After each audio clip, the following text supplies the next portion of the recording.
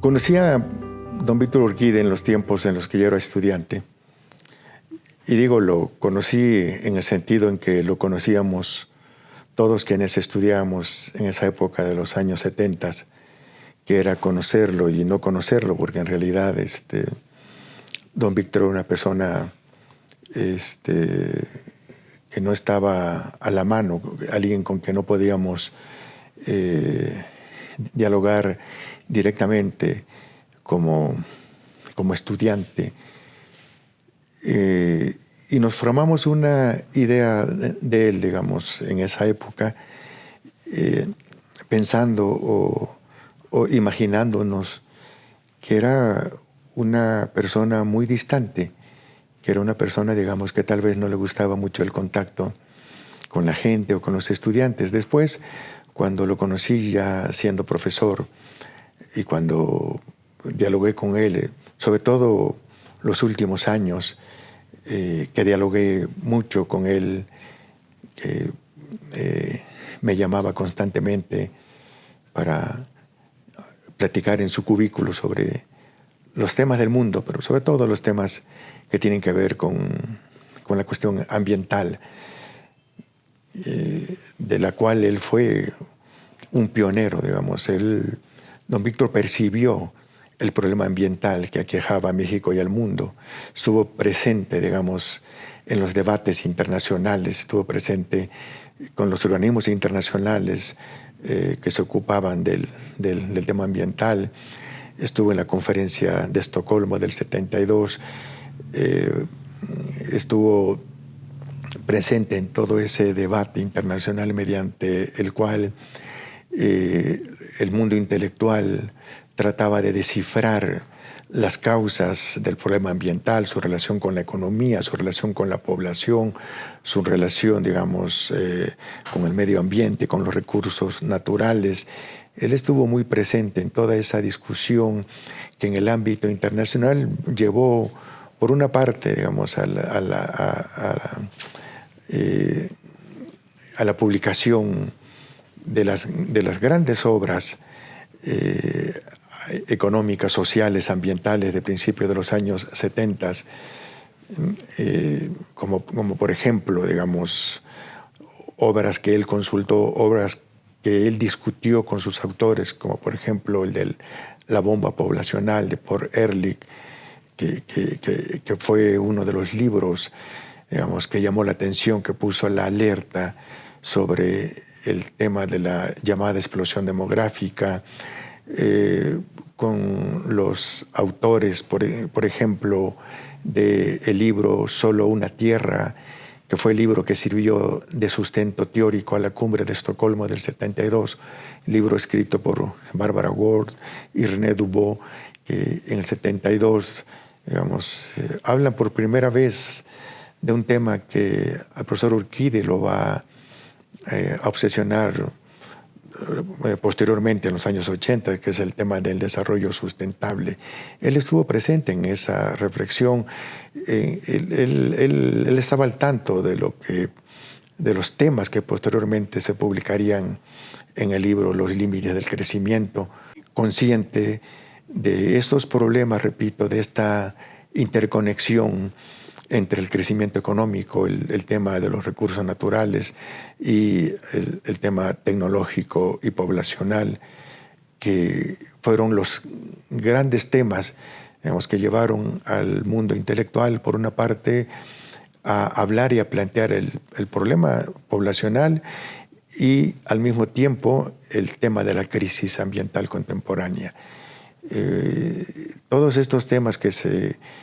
gestan, cuya reflexión intelectual más lúcida se gesta en los años 60 y 70, de ellos forma parte, está presente el profesor Urquide en su reflexión y los trae al Colegio de México, hace partícipe al Colegio de México, abre programas de investigación y programas académicos en ese sentido, el programa de energía, el programa de medio ambiente que él crea, el Centro mismo de Estudios Económicos y Demográficos,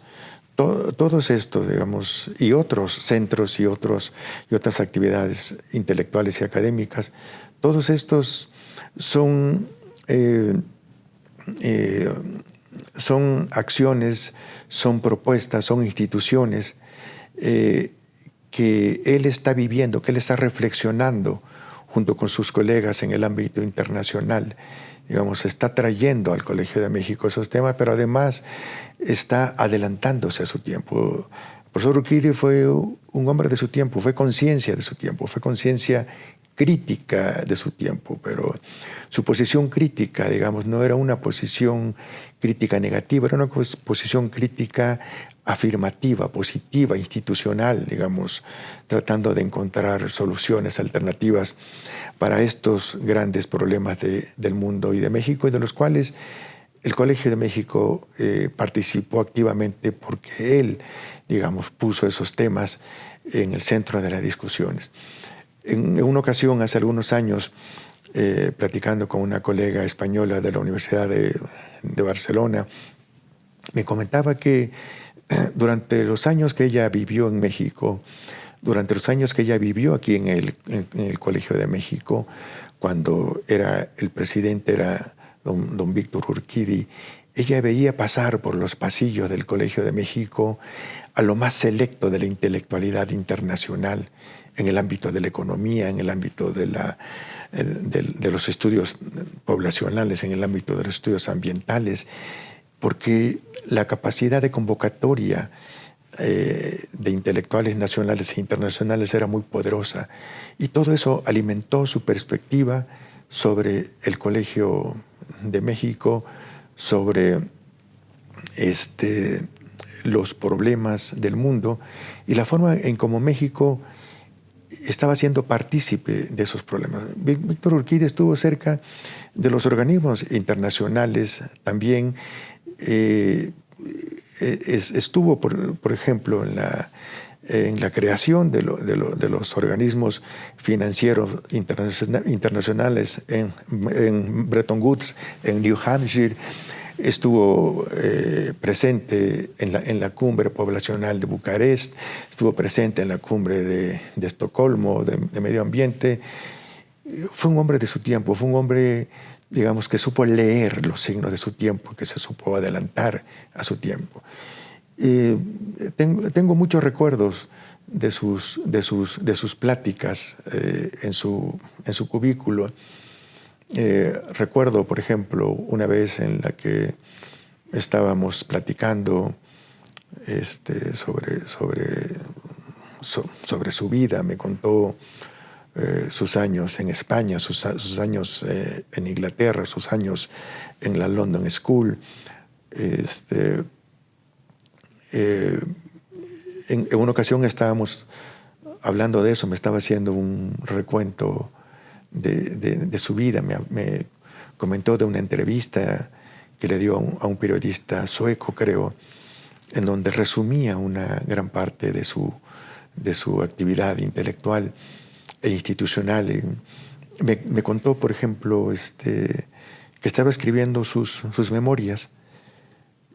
y entonces le pregunté, suponiendo que él conocía la obra de Levi-Strauss, le pregunté que si se acordaba o se había leído Tristes Trópicos, porque era un libro en donde Levi-Strauss, digamos, prácticamente, digamos, cuenta su vida, su vida intelectual, su vida como investigador, su vida como antropólogo, y donde narra, digamos, sus recorridos por el mundo, pero de una manera excepcional, en donde un libro autobiográfico escrito por Levi-Strauss se convierte, digamos, en una gran obra de antropología, una de las grandes obras de antropología. Tristes Trópicos, me dijo que no lo había leído, pero que lo iba a conseguir, porque le dije, bueno,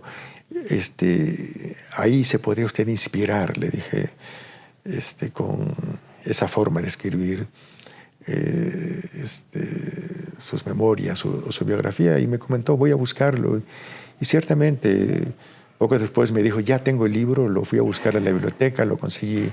en francés, me dijo, excepcional, extraordinario.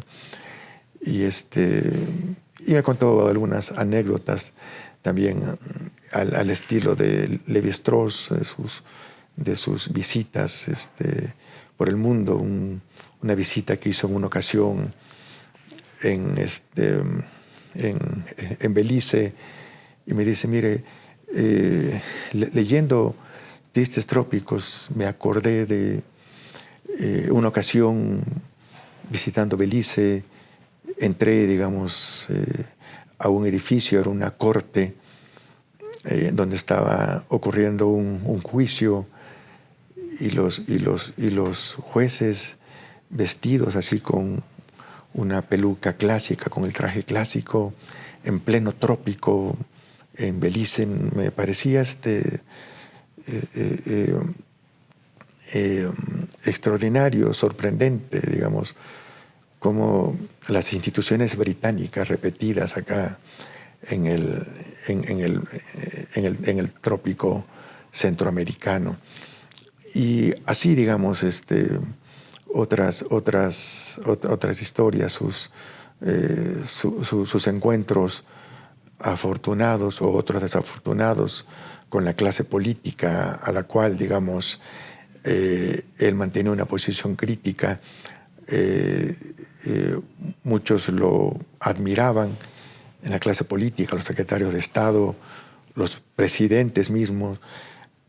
Muchos lo admiraban, pero muchos lo temían, porque, digamos, esperaban de él las alabanzas, las aprobaciones a las políticas públicas, pero cuando venía la crítica, que era devastadora, y sobre todo viniendo de una persona como él, digamos, era una cosa bastante temida por la clase política. Igual, recuerdo haber platicado con él sobre los días en los que vivió como estudiante en Londres, en la London School. Recuerdo un momento que vino a México Anthony Giddens, vino aquí al colegio incluso, y esto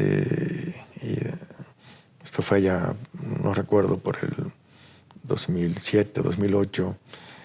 y don Víctor le dijo, yo soy el egresado más antiguo vivo de la London School en México, ¿no? Y me contó muchos episodios de los grandes debates que él como jovencito escuchó en la London School entre la escuela intervencionista y la no intervencionista en economía, en términos de cómo enfrentar la cuestión de la recesión económica de los años 30, los bombardeos de la artillería alemana sobre Londres, el cambio de la London School a Cambridge como consecuencia de las bombas que lanzaban los alemanes en cada momento sobre Inglaterra. En fin, infinidad de cosas, de temas, sus discusiones tremendamente incisivas sobre la renuencia, digamos, de los gobiernos nacionales a poner en práctica las políticas del desarrollo sustentable en las que él creía fervientemente. Digamos, para él el problema no era tanto que el desarrollo sustentable tuviera deficiencias, que las teorías sobre el desarrollo sustentable tuvieran deficiencias, sino su preocupación era la falta de compromiso gubernamental, digamos, para ponerlas en práctica, aún con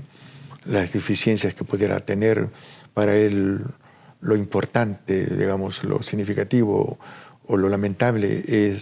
era que los gobiernos no ponían en práctica, que había una tremenda renuencia y que era más en el plano del discurso donde los gobiernos se sumaban a estas propuestas, pero que en los hechos no. Para él sí era posible hablar de una conciliación entre los objetivos del desarrollo económico y los objetivos ambientales, los objetivos de protección a la naturaleza, que para muchos son incompatibles. Él pensaba que sí eran compatibles y que sí había una forma de encontrar una racionalidad económica, digamos, que fuera eficiente, que fuera cuidadosa del medio ambiente y que pudiera ciertamente, digamos, asegurar que el capital natural estuviera disponible para las generaciones futuras, tal y como lo sostiene las propuestas del desarrollo sustentable.